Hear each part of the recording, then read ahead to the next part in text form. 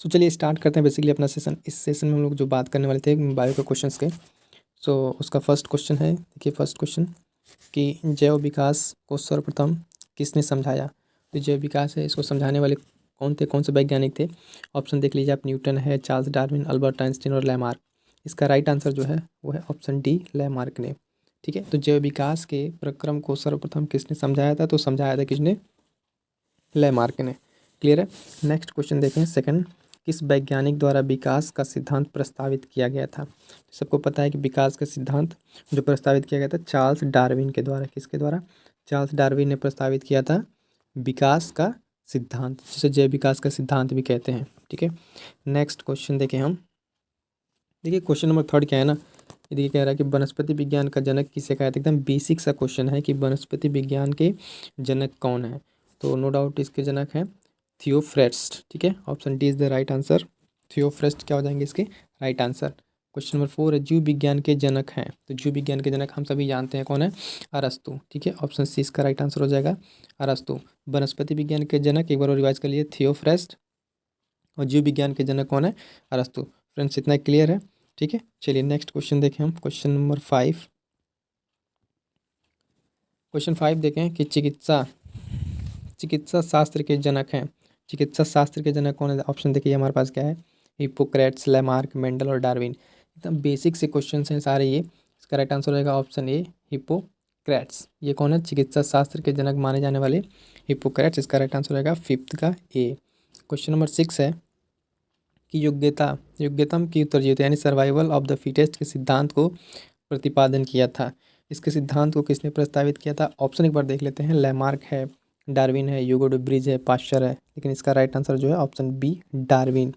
Darwin जो है कौन है, फादर के लिए एक तरह से, या फिर इन्होंने थ्योरी दिया था सर्वाइवल ऑफ द फिटेस्ट की।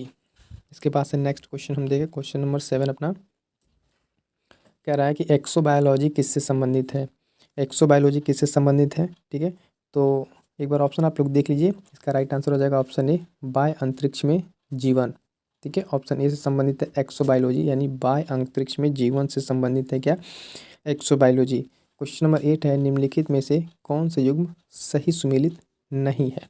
ध्यान दीजिएगा क्वेश्चन पे, सही सुमेलित नहीं है। ये क्या कह रहा है, फूलों की खेती को कहते हैं फ्लोरिकल्चर। ठीक है, फसलों की खेती को कहते हैं एग्रोनॉमी, सब्जियों की खेती को कहते हैं हार्टिकल्चर, और फलों की खेती को कहते हैं पोमोलॉजी। ठीक है, तो निम्नलिखित में से कौन से युग्म सुमेलित नहीं है। इसका राइट आंसर है ऑप्शन सी। ठीक है, सब्जियों की खेती को हार्टिकल्चर जो मैच है ये इसको गलत इसमें सुमेलित है। बाकी जो गिवन तीन ऑप्शन हैं वो सही ऑप्शन हैं। नेक्स्ट क्वेश्चन देखें, डायनासोर किस प्रकार के जीव थे। डायनासोर जो है वो किस प्रकार के जीव थे। डायनासोर बेसिकली एज पूछा होगा, किस एज के ये जीव थे।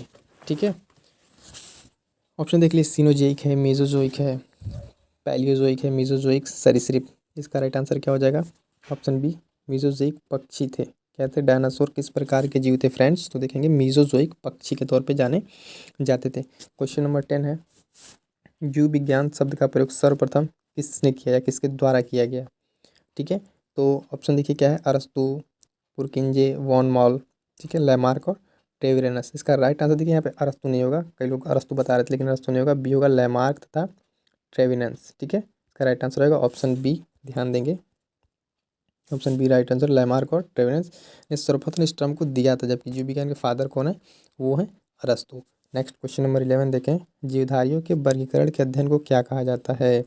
तो जीवधारियों के वर्गीकरण के अध्ययन को कहा जाता है बेसिकली, ठीक है, टैक्सोनॉमी। क्या कहा जाता है, टैक्सोनॉमी। ये हो जाएगा option C is the right answer, taxonomy. Next देखें क्वेश्चन नंबर 12, ये क्या है, थियोफ्रेट्स, वही जो बॉटनी का भी हमने कुछ देर पहले पढ़ा कि बॉटनी के जनक, निम्नलिखित में से किस पुस्तक या पुस्तकों की रचना की है। ऑप्शन देखिए, Historia Plantarum, on the causes of plants, केवल ए तथा बी। इसका राइट आंसर हो जाएगा ऑप्शन डी, ए तथा बी। जो थियोफ्रेट्स हैं इन्होंने इन दोनों पुस्तकों की रचना की है, तो हमारा राइट आंसर बन जाएगा ए तथा बी दोनों। क्लियर है। नेक्स्ट क्वेश्चन देखें, क्वेश्चन नंबर 13। क्वेश्चन नंबर 13 में क्या फ्रेंड्स देखिए कि सजीवों के गुणों में शामिल है, व्हाट इज़ द गुण जो है सजीव के। ठीक है, तो इसका राइट आंसर रहेगा, सजीव क्या करते हैं बेसिकली, जो आप कह लें उपापचय, प्रजनन, आनुवांशिक, उपयुक्त, सभी। आई थिंक इसका आंसर डी होना चाहिए, सभी होगा। सजीवों में सारी गुण पाए जाते हैं। नेक्स्ट क्वेश्चन देखें, question number 14। Hugo do bridge ने किस सिद्धांत का प्रतिपादन किया था? काफ़ी इंपॉर्टेंट क्वेश्चन, ध्यान से पढ़िएगा एक बार। ह्यूगो डू ब्रिज ने किस सिद्धांत का प्रतिपादन किया था? तो इन्होंने बेसिकली किस सिद्धांत का प्रतिपादन किया था? ऑप्शन डी राइट आंसर हो जाएगा, उत्परिवर्तन का सिद्धांत। परिवर्तन का सिद्धांत काफ़ी इंपॉर्टेंट है, कई बार एग्जाम्स में पूछा हुआ क्वेश्चन है। ह्यूगो डी ब्रिज का सिद्धांत को बताइए। नेक्स्ट देखिए क्वेश्चन नंबर 15।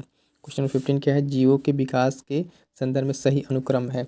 सही अनुक्रम मीन्स पूछ रहा है कि इसमें से कौन एक सीक्वेंशियल क्रम में सही दिया हुआ है। तो इसका राइट आंसर हो जाएगा ऑप्शन सी, जो सेलामेंडर, अजगर और कंगारू, इनका जो एक क्रम है ये सही दिया हुआ है। Clear friends? तो ये ऑप्शन से होगा, सेलामेंडर, अजगर और कंगारू। नेक्स्ट क्वेश्चन देखिए, क्वेश्चन नंबर 16।